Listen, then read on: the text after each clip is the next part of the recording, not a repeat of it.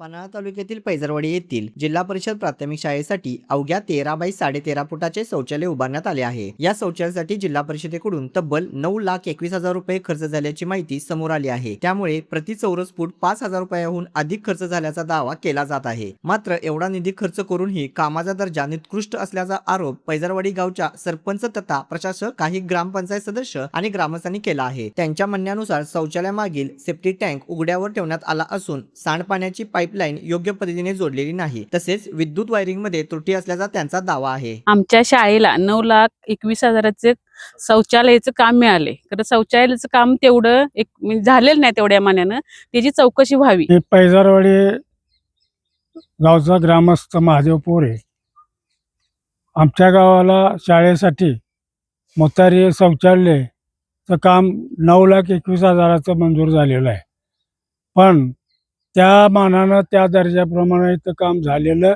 नाही। त्याचप्रमाणे तुमचं पाईपलाईन जे वापरलेलं आहे किंवा लाईटचं फिटिंग जे आहे ते देखील बरोबर झालेलं नाही। आज ताब्यात घेण्यापूर्वीच प्लॅस्टर केलेल्याला देखील क्रॅक दिसतात। तेव्हा या कामाची उच्चस्तरीय चौकशी व्हावी आणि योग्य ते त्याचा शासनाकडून निर्णय हो।